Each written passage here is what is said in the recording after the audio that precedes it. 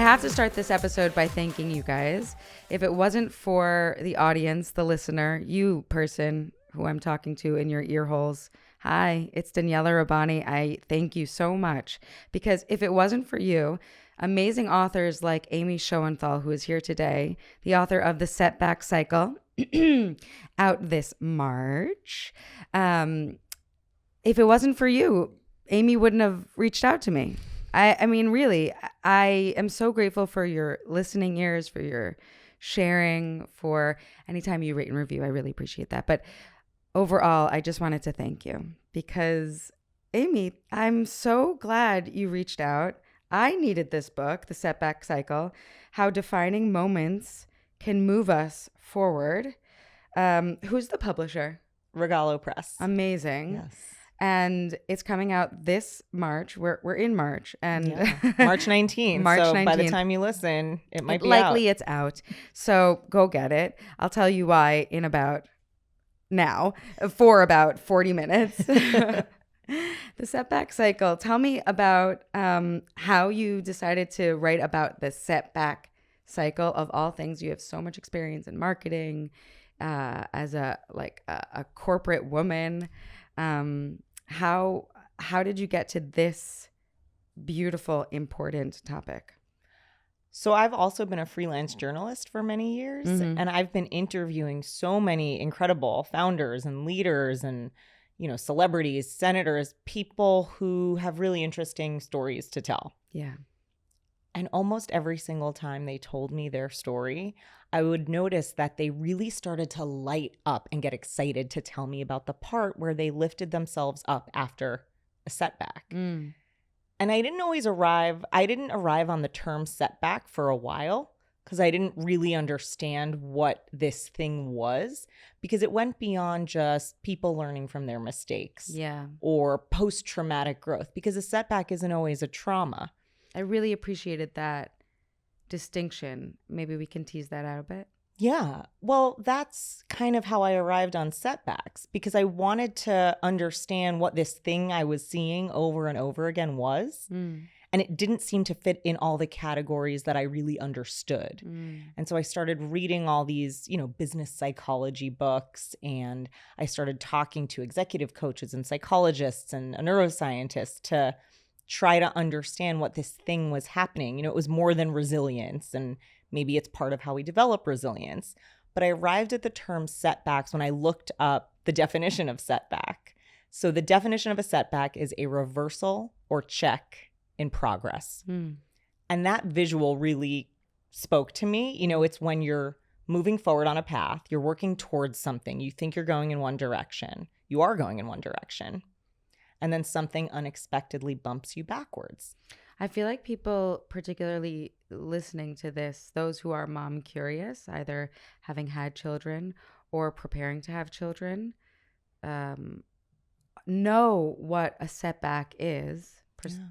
Personally, sure, but mostly in their careers, because it's a big reason why people don't have children until they've reached a certain milestone. And we've all experienced setbacks as mothers. Oh yeah. I mean, setbacks are a universal human experience. And mothers probably, I don't have any data to back this up, but I would guess that mothers probably experience more setbacks than non-mothers. In careers, in life, I just imagine, I think the more full your life is and the more you want out of life, the more you're going to go after things and the more setbacks you're going to have. Right. I also really appreciate that a setback can also have been the pandemic, a war. It could be an injury. It could be a trauma. Totally. But essentially, it's zoning in on I was on the path to this thing, and then I moved backward. What was that like in your life? Well, usually when they move backward or they're bumped backwards, obviously they go through the cycle, which we'll talk about in a bit. But the most interesting piece of that is when I realized when they get bumped backwards, that's usually the thing that leads them to recreate a totally new path. and move somewhere unexpected. And that unexpected place ends up being, and you can really only see this in hindsight, but it ends up being so much better than the path they were originally on. I really appreciated reading the book as a person who's experienced many setbacks, understanding like, oh, that's normal. Yeah. You know, I actually, and that they'll inevitably come up again. Yeah. Particularly as a mom, as a creative. I don't have a linear path. It was nice for me to read like, this happens across the board. Yeah. It's happened to Amy Shoenthal and the many incredible women you interview. And so it sort of like takes away the sting in a way, which I really appreciated. But I want to know about you personally, because this show really dives into the biography of each person. I think like ideas are incredible. But for me, what I loved about reading the book was getting to know you and actually getting to know your mom as an inspiration. And it was just a sort of whisper, but if we could just bring that to a full voice today, I would love that so much. Yes. And apologies for deflecting the question on the first time, because I actually had to work through my discomfort of sharing my own story. I wrote this book because I was so fascinated by the people that I interviewed, and I wanted to share their stories, and I wanted everyone to learn from them. Yeah. But throughout this entire process, from my agent to every single editor who touched this book, everyone pushed me to insert more of my voice and insert more of my story. And I didn't want to, because I thought, well, my story's boring. My story's the story of so many people. Why would anyone want to read that? But that's exactly why people want to read it. And so eventually I did write my story in, and I have stories behind writing my story, again, which is the story of so many people. So I worked at a marketing agency for a very long time, for many years, almost a decade. And it was one of those really intense, like really fun, booze heavy, social heavy, a lot of happy hours, a lot of liquid lunches. And they had this saying, business is done at the bar. Yeah. It was really fun. And this is all pre-pandemic, you know, so you're very in person. Yeah. You mentioned this in the book, but also in other interviews, it is sort of a Mad Men. Yeah. But in the, in 2000s. The 2010s. Yeah. I don't know how we worked that out, but we did. And like the senior team would always be out doing like these lengthy boozy lunches. It was wild. It was fun. It was crazy. Yeah. And then during this era of my life, of my career, I got pregnant. And this was, intentional. Like I wanted to get pregnant, and I was always so afraid, like, how am I going to continue to exist in this lifestyle and this job when I get pregnant? But I saw women around me in other departments who had gotten pregnant, had babies, become mothers, and they seemed to do okay. So I said, okay, this is going to be fine. I'll just figure it out. Everyone figures it out. You actually mentioned that the body really does give you tells. Oh, yeah. And fear is one of the tells. Yeah. My husband similarly had that fear, like, how am I supposed to be a father and be, a corporate lawyer? Yeah.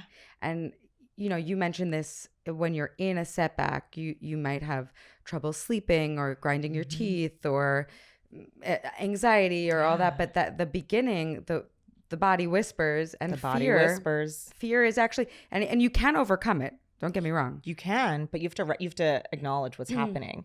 So there's a whole chapter about the stress response and how as part of a setback, you could move into fight or flight. And one of the signs that you're experiencing a setback is that physical, like, shifting and discomfort in your body. Yeah. A lot of us like to just ignore it, work through it, hope it goes away. And it rarely does. It often, if you ignore it often manifests as in other places, as stress, as, illness, as injury, as anger.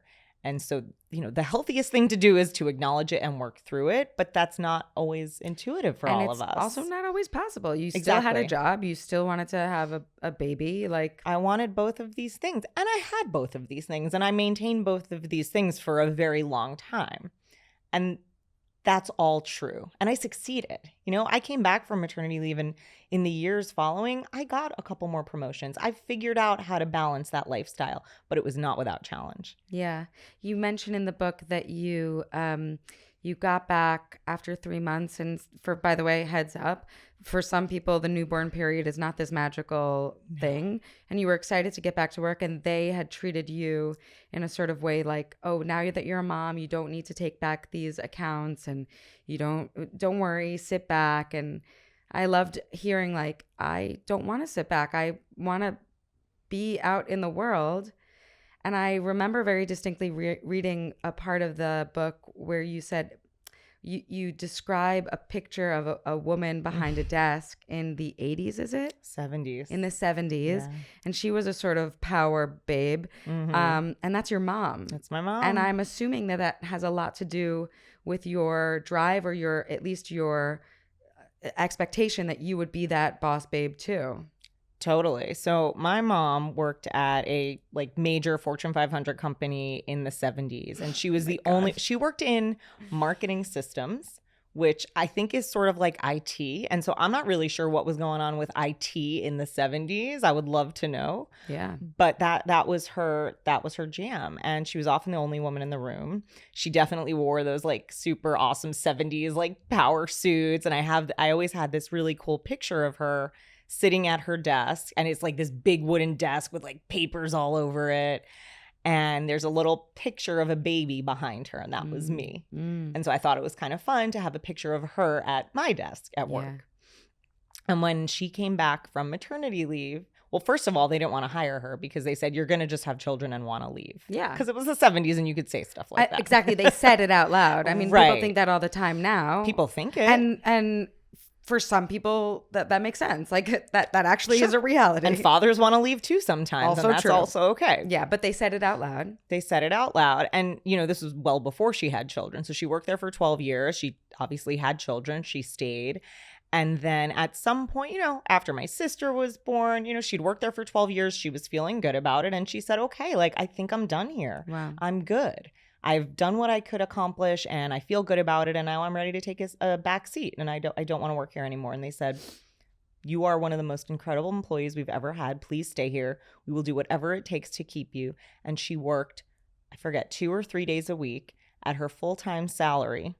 Good on her. And they did some other stuff with giving her extra vacation days, things like that. I mean, she created a hybrid work situation for herself before that was even a thing. Oh my God, go mom. I know. So cool. So this is what you are sort of aspiring to. This is what I'm aspiring to. In the corporate model. Totally. But now, at least for me, there's women around me who have done it successfully. So I'm thinking it'll be easier for me. So we're going back to the pumping days. Mm-hmm. What ended up happening after they told you oh, don't worry, you don't have to take these accounts. I know you mentioned in the book, and also in, just in talking, that you still like these guys. They're good dudes. But you also wanted a seat at the table, and they kind of edged you out, essentially. That's exactly what happened. Yeah. And it was unintentional, but it's what happened. So I think that's the big difference between the 70s and now. Now it's more subtle.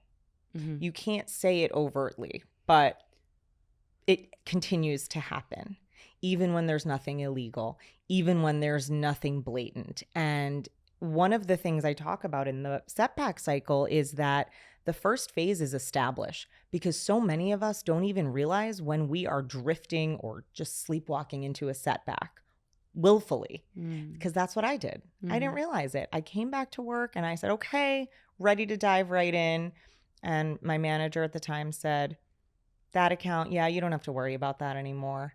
And I remember those words so intensely because I wanted to worry about it again. Yeah. And everyone was trying to be so accommodating. And look, there are so many people who come back from caregiver leave who want a lighter workload, who want to ease back in. Yeah. I wanted my accounts back. Yeah, I started auditioning, at least for voiceovers. Mm-hmm. Actually, for TV also. I had a big manager and agent when I first had my first son. And I had sort of gotten a really great momentum, which I believed was the right setup for me to, have the baby and then come back. Mm-hmm. I started auditioning, I think 2 weeks after, in my home. So I had a voiceover booth in my home.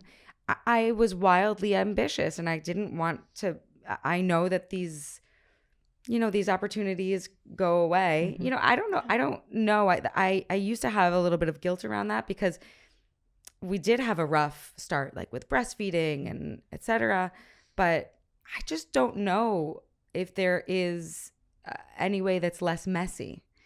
If you are this wildly ambitious person and you do have a little person in your care, I think it is just like actually physically messy. Like it's messy. There's poop and there's other like there's things coming out and there's the body, business trips. And then there's this like really trying to prove yourself outside. I really related to that feeling. Like I don't want to take a step back. I want what I've been building towards, and I want this child. Exactly. And that's what I wanted. I love my child.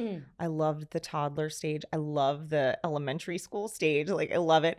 I did not love the infant stage. Yeah. I was so ready to not be at home with an infant. And that doesn't take anything away from I'm a good mom. You know what I mean? But I didn't want to be home all day with an infant. What was cool is that like, a lot of people sort of grapple with like, oh, should I be a stay-at-home mom or should I be a working mom, and what's better for the child? And like we have proof of how much you honored your mother, and like what an icon she was for you. Yeah. And she was a working parent. Yeah. Up until you were, I don't know, how old were you? I was 3. My sister had just been born. She took a few years off while we were in elementary school, and she went back to work when we were in middle school. And wasn't that beautiful? It was awesome. Yeah, it was awesome to be home with her. It was great. And then when she went back to work, we also respected that, and we would be at like a neighbor's house every afternoon, and that was really fun too. Yeah, I had a good time at my neighbor's house also. Yeah. My mom always worked. Yeah. And that's what my kid's doing now. She's always at our neighbors' houses after school, or they're all at my house, which I love. What are you doing these days?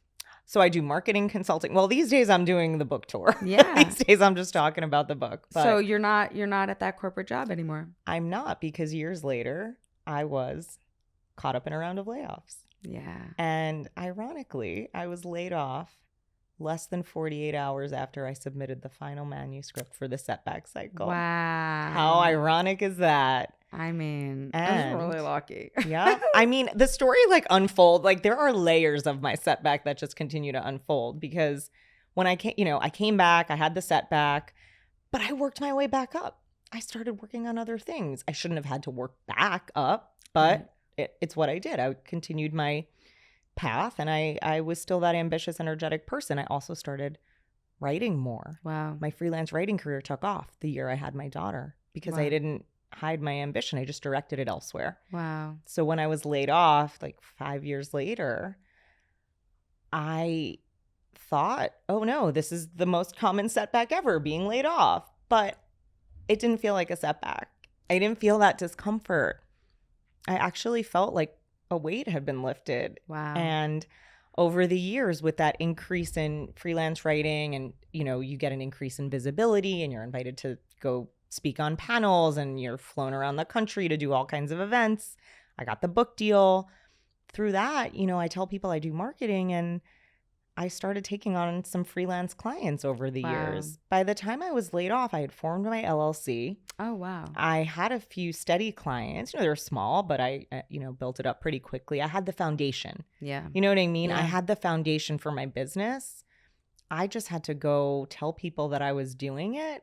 I was laid off in June. By August, I had a pretty big book of clients, and I was like back to working full time. That's amazing. Yeah. And here's the kicker. You remember how I told you I just struggled to tell my own story? Yeah. Because I said it's just the story of everyone. Why would anyone want to hear it? Everyone wants but to everyone hear wants to hear it. Everyone. And ironically, when I was laid off, there were severance negotiations going on for a long time. I ended up walking away from severance. I didn't sign a thing. Why? Because they wanted control over what I said about my experience working there in the book. They knew I had a book coming out about setbacks. Oh, wow. And they wanted to know what I had written. Well, my first severance offer was like 8 weeks of pay after having worked there for 8 years, which was far below industry standard. Bye. And so I said, okay, can we increase this? What can we do? And they said, we can increase it, but only if. We have control over what you say about us in the book. And I said, no, thanks. Good for it's you. It's inappropriate, and it's not enough money for me to give you that level of control. Yeah, good for so you. There's the ability to share my story. Yeah, but what's so interesting is like I do quite a lot of research before coming on this mic with you, and so I've listened to many podcasts with you, sharing your experience, and you really do always talk about them with a lot of grace. So everyone was doing their best. Everyone was making decisions to the best of their ability. That doesn't, these were good people. Yeah. You know what I mean? Everyone was trying to do the right thing. But decisions were made based on assumptions of what I would need or assumptions of what I would be able to do. Yeah. Not through like collaboration or asking me like what was possible or even just considering, okay, if we're going to remove her from this account, what could we talk about maybe putting her onto? But it was just up to me to figure it out on my own with no support. And do you think this has to do with you being a woman? Or is this how people treat everyone? Subconsciously. I think it had more to do with me being a mom. Than a woman. Which is different than being a woman. And that's just like very specific to, I think, this situation. Yeah, but you're actually not the first. One of our guests, Leah. Do you know Leah Weissman Fink? Yes, She's of course. Amazing. Yeah. She was talking about essentially this happening in school. In education. I mean, this happens across the board. I know that whoever's listening right now is like, well, that happened to me and I'm a nanny. It sometimes happens. It happens. It happens as an actor. Sometimes it happens sometimes it's another mother doing the offending. I have to tell you that sometimes people, as you say, are doing their best and they are trying to be kind. Yeah. It really is they're like, oh, how do I make you feel more comfortable in this life change? And it's like, well, I actually feel more uncomfortable now for some of us. No one ever asked me that. People just told me, okay, this is what you're going to not work on now. Interesting. Yeah. It was just, this is what's done. And then I think people were uncomfortable around me. So they just in the effort to give me space, they just kind of ignored me. Yeah. Yeah. And with that ignorance, you had enough space to write a whole book. That's actually true. Yeah. Wow. Can we talk about the premise of the book being that a setback, it actually is a cycle? Yeah. Which is different because, we were talking about that line, that linear path to success, and that this setback is actually a circle of sorts. Yeah. A setback can also it's a starting point. It feels like an ending point. But if you work through the cycle, it can become a starting point. And now the setback cycle is not like a perfect circle, is the other thing. So there's 4 phases. Phase 1 is establish. That's just acknowledging and admitting that you are in a setback and you need to do something about it. So years before, like let me take that off your plate was the beginning of your setback, but it lasted about 5 years. Yeah. And I didn't realize it at the time. Right. And don't forget, everyone around me was saying, wait, that's amazing. You have less responsibility. That's a gift. And but on the inside. Yes, it didn't. What people were saying on the outside did not fit with how I was feeling on the inside. I was trying to think of it as a gift but I just felt like I had set up childcare. So I wasn't needed at home. Yeah. But now I was back to work with like a third of the workload I used to have. So I was less needed at work. And I was like, where do I belong now? Yeah. So I turned to writing because that was always the thing that helped me process things. And I obviously was drawn to the stories of people who endured setbacks and overcame them because I think I was unconsciously working through my own. It wasn't until I finished the book really that I realized I was working through my setback the whole time I was writing it. When I was a child, I only read biographies and Holocaust novels, but that's besides the point. Let's just talk about the biographies for a second. Classic kid stuff. Yeah, but I mean, this makes a lot of sense. Yeah. But because I am so drawn to how people overcome, how they persevere, how they, how they could have achieved what they achieved enough that I would be reading about them posthumously. And so it's a huge part of my work, right? Like I'm really curious about your biography, but I do think that we're all working through. We're all curious how how do people make a good life for themselves? Exactly. Because life is going to knock you down every so often. Exactly. And succeeding in the corporate world is not everyone's definition of success. And you have to start looking at it like that. You know, being a stay-at-home mom and having time and being able to pick up your kids from school might be the ultimate goal of yours. And that also might be fraught with guilt because you feel like, wait, I got this degree. Yeah. I should be using it, blah, blah, blah. Another mutual friend of ours is Neha Rush, who created Mother Untitled. And she has this story of how she, you know, everyone around her said, you have this really amazing degree. You should be using it. But she wanted to stay home with her kids. And now she's totally reframing the concept of stay-at-home motherhood. Yeah. Or the in-between. She calls it the gray space, you know, because so many stay-at-home moms, I say this with air quotes, are also working part-time. Yeah. They're also, I mean, I think it can actually be pretty badass to just be like, I really enjoy this. And my enjoyment is exactly worthwhile. Totally. I also have that sort of nagging feeling in the back of my head, like, oh no, I want to be at pickup. Mm-hmm. It's where I really want to be, but I feel like I have to prove myself in some way. I think we can all relate to that. It's a continuing struggle. I feel it too. Yeah. Okay, back to this cycle. Okay, so we've established we're in a setback. Phase 2 is embrace. Mm-hmm. This is the worst phase because you have to sit with the discomfort. This is where that stress response comes in. Yeah. And so once you acknowledge that you're in a setback, you have to work through the stress response. You have to sit with the discomfort. You have to ask really hard questions of yourself, like, why did this impact me so much? It wasn't just the loss of finances or health insurance. It was a loss of identity. Wow. Or maybe you have a self-doubt. Like I have a self-doubt around people have questioned my intelligence because I'm a chatty, bubbly, kind of energetic woman. Mm-hmm. And for some reason, people equate those characteristics with a lack of intelligence. It's very fun to prove them wrong, but still, that's something that makes me self-conscious. Yeah. And I've had to overcome. So when I was laid off, that whole self-doubt around, like, are people questioning my intelligence? Is my value being questioned? Yeah. That moment dredged all that other self-doubt up. And so you have to, I think most women probably can. Yeah. But that's what embrace is. It's sitting with the discomfort and thinking, oh, this is why it affected me, not just because of the obvious things, because of some other things. Yeah. And then you have to work through, okay, so what does that mean? What do I want next? A lot of people go through setbacks, you know, like getting laid off from a job, and they just say, okay, I'm just going to go find a role that was identical to the one I left or I was, pushed out of. Yeah. That's not always the right move. Like, this is a moment to reevaluate and think of, okay, what are my values? What are my passions? What am I good at? And how do you merge those things to figure out your path forward? Can you say that again? My values, what are my passions, and what am I good at? That's it. Yeah. What are my values? Yeah. What are my passions? What am I good at?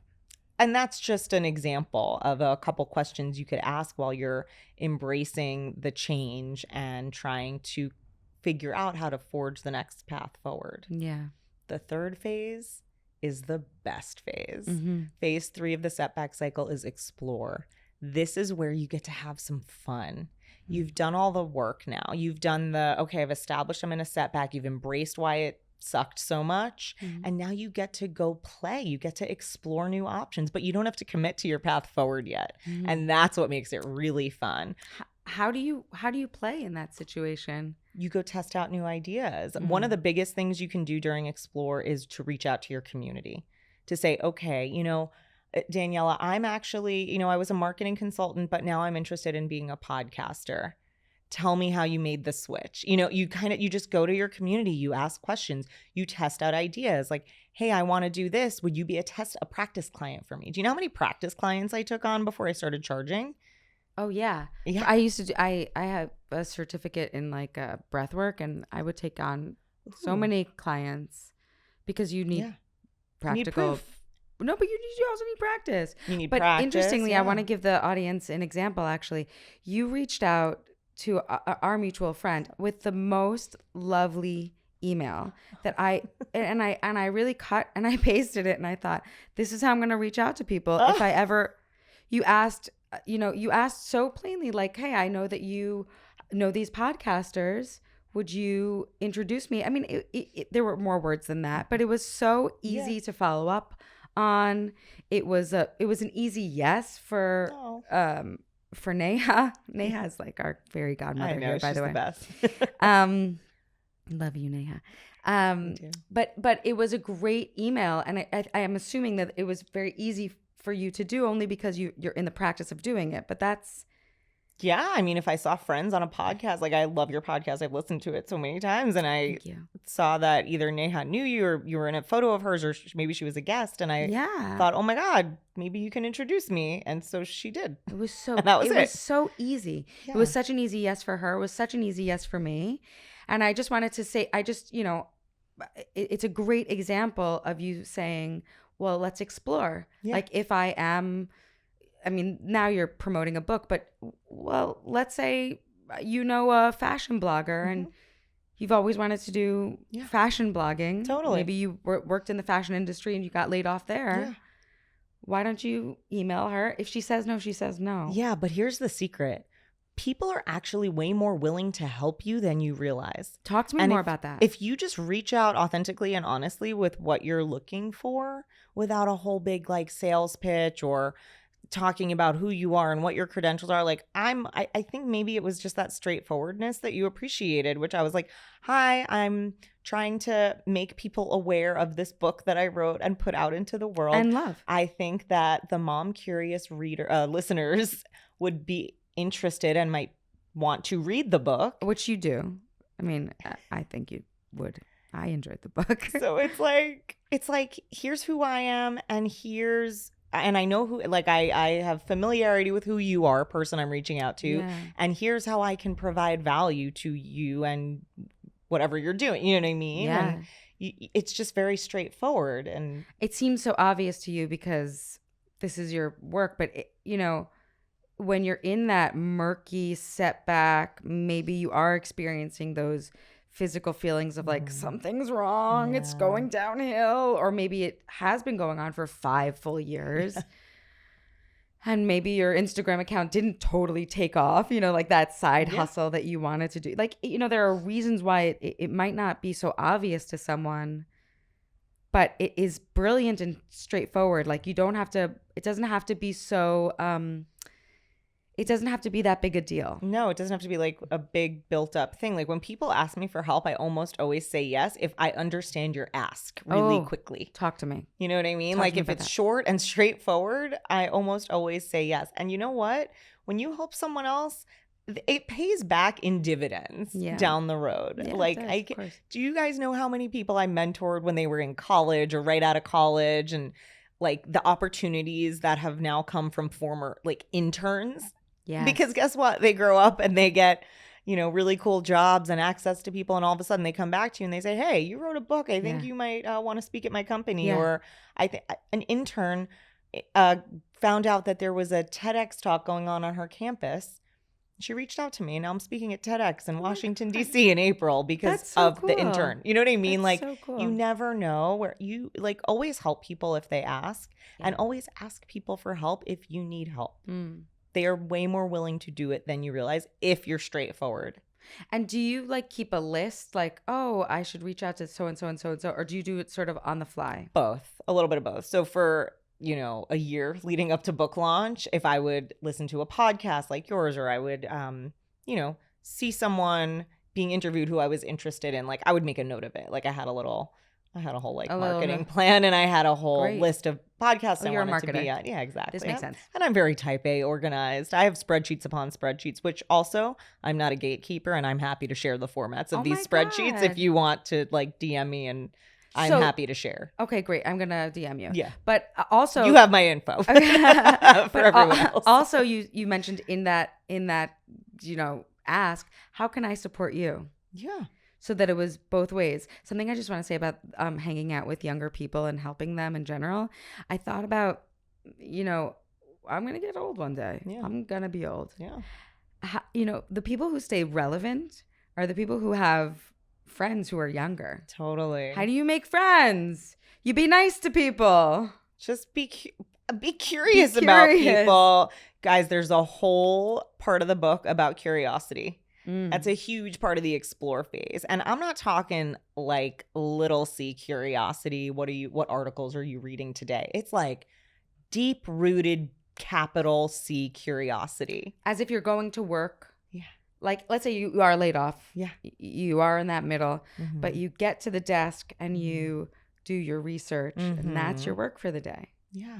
You get to, you reach out to Amy Shoenthal at Amy Show on Instagram, and you say, can I get those spreadsheets? Because I don't necessarily know how to do this. Yeah. You reach out to people. That's your work day. During the explore phase. Yeah, for sure. But when I talk about big C curiosity, I mean like before you even get to the outreach phase, because you're figuring out like because you're still figuring out what you want to do next. You haven't figured out that path forward. That happens in phase 4, which is emerge. Yeah. And that's when you emerge gloriously from your setback. Yes. Here she is, ladies. It's your Phoenix moment. Yes. But when you're still in explore, this is when you're still being introspective. You're thinking, what did I love doing in my idealistic years? Maybe that was your childhood. Maybe it was some other phase of your life. What did I love doing? Did I play team sports? What did I love about team sports? Was it kicking a ball, or was it the camaraderie of my teammates and being a part of something that felt bigger than just myself? Like this is getting really introspective and thinking like, oh, I loved this because, and just keep asking why, and get one level deeper. And that's your big C curiosity. Now, how can you take that love that you had for something in your idealistic years and bring it into your current day reality? So I have a introduce your idealistic self to your realistic self exercise in the book. Love it. So it can be fun. It makes you kind of draw connections to pieces of your life that you may not have connected before. And it just helps you gain clarity and a new perspective on a life experience that you will inevitably have. So what's the next part of this phase? Phase 4 is emerge. That's when you come out of your setback and you figure out, okay, this is what I'm going to do. This is my path forward. Now, emerge is not easy. It's still it seems so magical. It is magical. But sometimes at the beginning of emerge, you're a little tired from all the planning, from all the introspection, from all the relying on your community and reaching out. You're just tired. Yeah. Planning is great, but actually doing the thing takes a lot of courage. And it's new. Like when you were at your corporate job, you had been there, a decade. Well, I had worked at marketing agencies for almost 2 decades before I was laid off. And there's so much structure. You know exactly what to do. Yeah. You've been doing it for so long, but there is something really tiring about a new path. Totally. I could show up to work and know exactly what I had to do that day, but it was usually based on like systems and structures that I hadn't built. Now when I show up to work, of course, I have clients who have needs and I have to address those needs, but I get to decide how it's done. Yeah. And I'm probably working harder now. Yeah, but that's what they say. So much more rewarding. Yeah. And I take so much more pride in it because my LLC is called Visionaries Collective. So it's not my name, but it's like, it's me. That is my name attached to that work. It's not a company's name. It's not someone else that has to, take the fall if things don't go well. Like, this is me. Yeah. So I am doing the most, taking so much pride in it. And then when people are happy with my work, oh my God, it is so thrilling. Yeah. And what keeps happening is that my clients keep recommending me to other clients. Yeah. And so I've gotten all of my business through word of mouth. That's incredible. And that's just such a testament to the fact that I'm good at my job and I always have been. Yeah. So you're also really good at writing. Which is your job now, but it wasn't always. It's part of my job. No, that used to be a hobby, but now it's more than a hobby. And you're doing speaking also. Yes. I think part of this emerge phase, like even though it's exhausting, it can be magical and exhilarating. And what's your favorite part about your emerge phase? I just feel like I've finally stepped into the person I always wanted to become. That might sound cliche or cheesy, but it's absolutely true. I think that's called self-actualization. Yeah. Yeah. I have actualized into the self that I always was deep-rooted curiosity, capital C, curious about. Wow. And I think I was afraid I wouldn't be able to do it well. Wow. If I ever went out on my own, or even if I ever shared this story candidly. Do you know how afraid I was to share this story candidly, or to like walk away from severance, or worry about how my former coworkers might feel about it? I mean, they all know about it. It's uncomfortable, but we're all very well aware. But sharing it is so liberating. Walking away from severance was so liberating. And also having this wonderful business that I've created and clients who are happy, like all of it together as one overall career. Yeah. It's me. It's my career. And I take so much pride in what I've built. It's so beautiful. We were talking about you coaching people through the setback cycle. Yes. I assumed that was the case, but Yes. the book coaches people through. Mm-hmm. It would be cool if you would hold people's hand through it, and that might be the case also. Yes, down the road. I am playing with the idea, and so this is so not at all formed yet. But we were talking before we started recording that I have this idea that I will set up some sort of like 3-part individual one-on-one series for people to help them work through their own setbacks. I also want to be clear that I'm not an executive coach and I'm not a psychiatrist or psychologist. And so I want people to utilize those professionals in, whatever capacity they should. But sometimes you don't want to hire an executive coach or like a resume expert until you really know what you want to do. Yeah. Well, how are you supposed to get to where you want to go without knowing where you want to go? Exactly. And so I almost feel like having a little bit of a setback guide and a one-on-one coaching you through the setback cycle could get you to a place where you say, okay, now I'm ready for an executive coach to help me level up in this area that I didn't realize I was passionate about, or a resume expert who's going to help, audit my LinkedIn and get me into this industry that I've always wanted to go into. And so I'm probably going to create some sort of offering that helps people navigate the change before they go to the professionals who are going to help them thrive in that new space. I mean, can you imagine if you had that fear? Okay, let's go back to the fear. Mm-hmm. And you would have had this book or that coaching, right? That murky, something's not right here. I don't know what's next. Yeah. Or what about when you came back? And you were still pumping and you still wanted to be ambitious, and they were like, no thanks. And you had this book, and like there are many parts of the story where before the layoff, that uncomfortable feeling, that intuitive hit, like something's not right and I will have to pivot, could have been an invitation for just this offering, but the offering didn't exist until you made it. Totally. And I will say, like, I have a psychologist. She's in the book. I interviewed my own therapist. Wow. She was always pushing me to start my own business.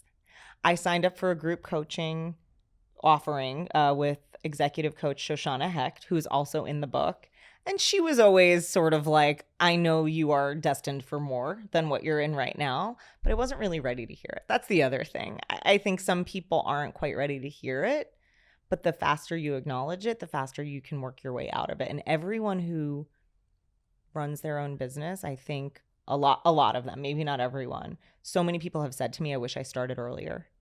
So, I totally relate to this. So I often talk about the voiceover industry, which is where I really, that's how I paid off my student loan. Amazing. That's how I was able to do theater for so long. And it's really was my bread and butter, but it went from union work to non-union work. That was the fear, right? Yeah. That was the first point. It was about, I don't know what I was with an agency and they brought all the top people together and they put us in a boardroom and they were like, we're going to get you work. I just want you to know that the industry is changing. Yeah. And it wasn't until I read your book where I was like, this is called a setback. That's what everyone says. And it was a long time ago, actually. And it wasn't that I stopped working. I still had some accounts, but then the pandemic hit. Yeah. Okay. Oh my God. And that same point of like that problematic, well, they're going from union to non-union. The rates are going down, or et cetera. only got worse. And then I had a second baby. And so like, if we could acknowledge that, first of all, these things happen. Yeah. Yeah. Pandemics happen. Yeah. Babies get born. Yeah. Willingly, lovingly. Yeah. Right? I mean, industries change. But if I had an awareness, like I hope that this is the seed of awareness for our friend who's listening, right? Yeah. That, if you have this twinge, like the industry is changing or I'm changing, perhaps this is the beginning of a setback. And like you say, you can sleepwalk through it. Yeah. For a long time, I think it's been at least 7 years, I would just walk around telling people, I was like, I mean, in the voiceover industry, there are these like voiceover giants who they're these old people. They'd be like, oh, by a day you could make $100,000 with like one Coca-Cola ad and it would be no big deal. And I sounded like those people because in my day, I could pay off my student loan and just whatever. Yeah.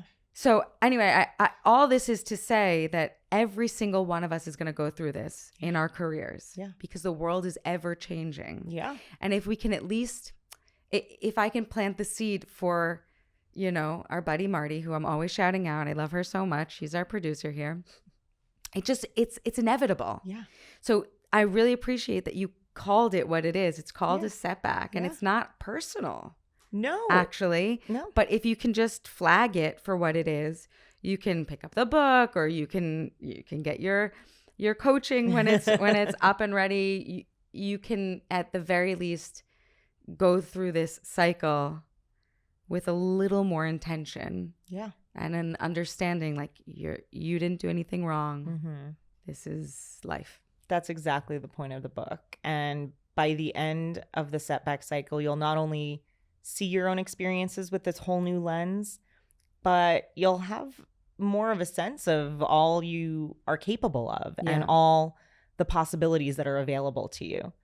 It's a very optimistic book. I mean, it's realistic. It's not fake, toxic positivity or anything like that. We actually talk about the origins of toxic positivity in the book. But and you also say like no one's glorifying traumas or challenges. Like I don't want you to have a setback. Yeah, if you could just like not have a setback, that'd be great. And we love you for it. Yes, I hope that for you. However, we don't need you to struggle. That's okay. I don't want you to struggle. And you also don't need a setback to find success. It's not that you must have some horrible thing happen to you if you're gonna, have something amazing happen. It doesn't always work like that.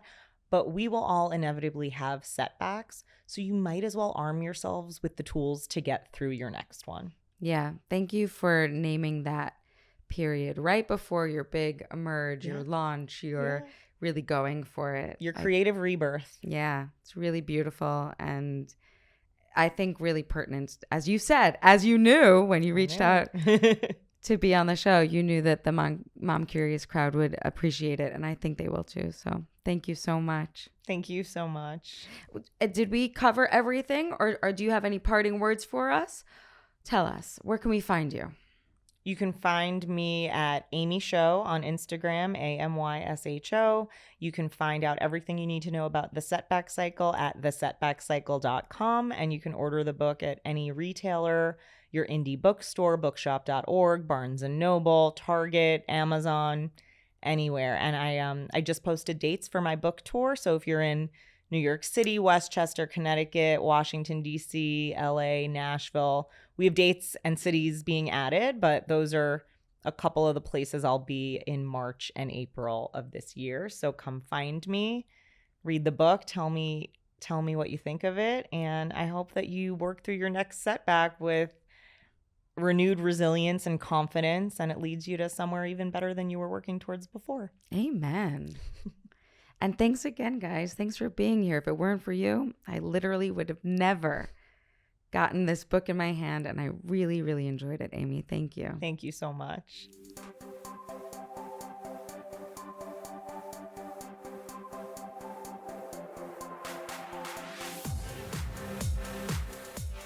Thank you, as always, for listening to the Mom Curious podcast. My name is Daniela Rabbani.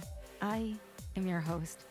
And I would love to continue this conversation at Daniela Rabbani on Instagram. And if you'd be so kind to rate, and review. Share this podcast. I would be just really grateful. Catch you next time, every Tuesday on the Mom Curious podcast, produced by Hoff Studios. You can find them at Hoff Studios on Instagram as well. All right, have a great day.